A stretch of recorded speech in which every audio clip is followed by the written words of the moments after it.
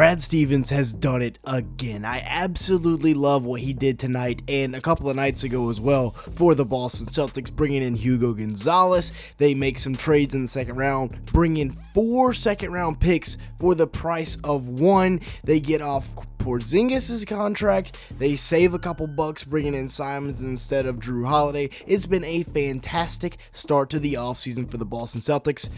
But yeah, I think they stole this year's NBA draft for the second straight year.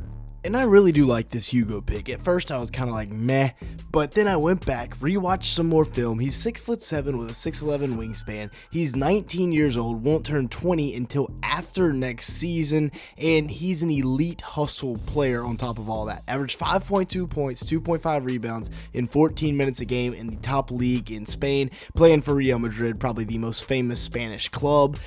Per 36 minutes, he would have averaged 13.2 points, 6.3 rebounds, 2.4 assists, and a steal. And keep in mind, he's playing against pros as an 18-year-old, shooting 44% from the field and 27% from 3. He turned 19 after the season, will be 19 for the entire NBA season like we just talked about. He's a fantastic cutter. Watch this right here as they enter it into the post. They go a little high-low action and then find Gonzales cutting right to the rim out of the corner. He could stay there for the 3, but he cut for the easy 2. And then once again, hitting the big and finding Gonzales, and he gets a head tap. This is a poster and 1 over the big that's rotating in to help. That's a big time dunk. He's sneaky athletic, and yes, he's white, so he is sneaky athletic. You can't just see him as athletic, but I really see him as a Christian Braun type of player. A solid on ball defender, although he's not quite as good on the ball as Christian Braun, but he's a great cutter. He's fantastic in transition right here. He's a little bit bigger than Christian Braun, and he can even operate on his own a little bit, working out of the pick and roll right there, waiting for the C to split right here as the defender hedges for a second and then gets back. The other defender digs in for a second and then gets back. The C parts, and he gets right down the middle for the easy lay-in. Now, the 3-ball is what really intrigues people, because if you go back and watch his U18 film, it was bad. The form was horrific, and then you look at this year, he's coming off of screens, knocking down 3s, and the form looks a whole lot better. Watch this, really solid, no left thumb there, and it's really nice release, high release, and even if you have a hand up, it's tough to contest. He can be a spacer now, a little bit of left thumb, but it's a lot more fluid than it was last year. Even a little sidestep here, knocking it down. There's a lot of film of him knocking down 3s, and would have taken 4.2 attempts per game per 36 minutes. Took 1.4 regularly, and then off the move right here, not an easy shot to hit. Squares up his shoulders and knocks it down, and he can be a spacer off of pick and roll actions, like right here. It looks like a little stagger pick and roll set.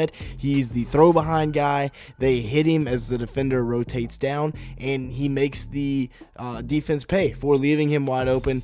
His guy had to go tag the roll man, and he gets a wide open 3. He's also elite at crashing the glass. This is a very unique trait to just Hugo Gonzales, because he crashes the glass like there's no tomorrow. He will come out of nowhere, come flying in out of nowhere, and this will help in the NBA because a lot of times there are lackadaisical box out, especially in the regular season. Now, as for his defense, on the ball defense is pretty good. He recovers through that screen right there and gets the block, and then this is outstanding one-on-one defense. If anybody remembers Mike James from the Brooklyn Nets, he's tough, and this is outstanding right here. He's like the EuroLeague MVP. I'm like 99% sure that's him. And Hugo Gonzales one-on-one stops him, switches on the screen here. He's got very active hands on defense, using every bit of that 6'11" wingspan, like right there, getting the hand in and poking the ball out, and then navigating off these screens, getting through them, and getting the deflection, which leads to a run out and a dunk for his team. Now, the rim protection is also something to look at, because he is fantastic at coming over in help side and getting a block, and also keeping the ball in play.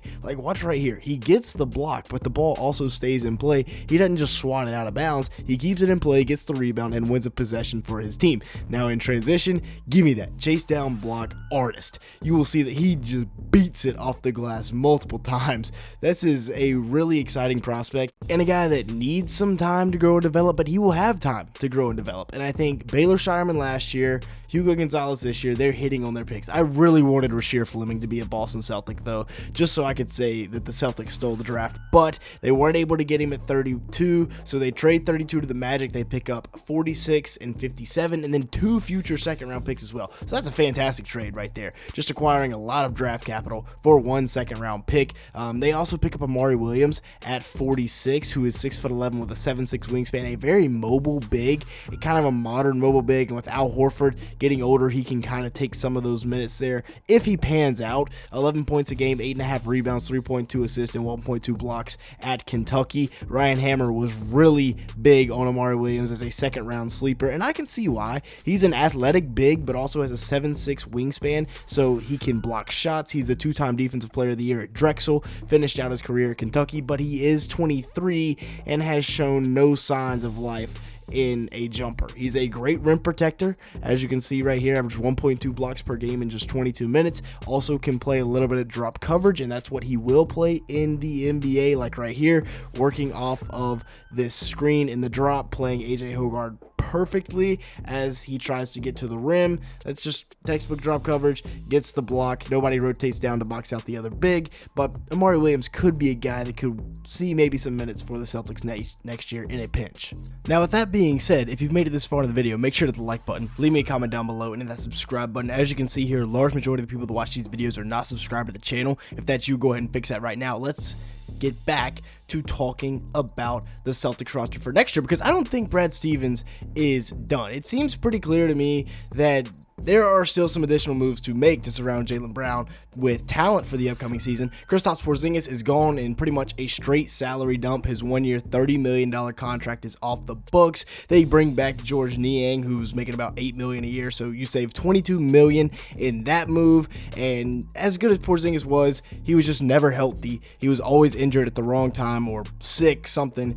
And it was a move that had to be made. Now, the guys that are safe, it feels like Jaylen Brown didn't get moved before the draft, so he is safe. Derek White also didn't get moved before the draft, so he is safe. If they were going to move him, obviously you're going to get a high-level pick back, and there were reportedly a lot of lottery picks thrown around, top 10 picks thrown around in Derek White and Jaylen Brown trade discussions, and for good reason, right? Jaylen Brown, former Finals MVP, and then Derek White, an all-world 3-and-D guard, maybe the best role player in the league. They do have Anthony Simons for next year now, who's coming off of a season where he averaged 19.3 points a game, 4 assists, 2.7 rebounds, 1 steal in 32 minutes a night, but I'm not sure if he's going to be on the roster come next season. Yes, he's going to be 27 years old, so he fits into the timeline of Jayson Tatum and Jaylen Brown, but he's on a 1-year, $27 million deal, and trading him could free up even more salary in the future for the Celtics to make some moves in free agency or via the trade market. So we'll see if Anthony Simons sticks around in Boston. It's whatever Brad decides to do, and if you're a Boston fan at this point, you have to have full trust in Brad Stevens because he's proven to be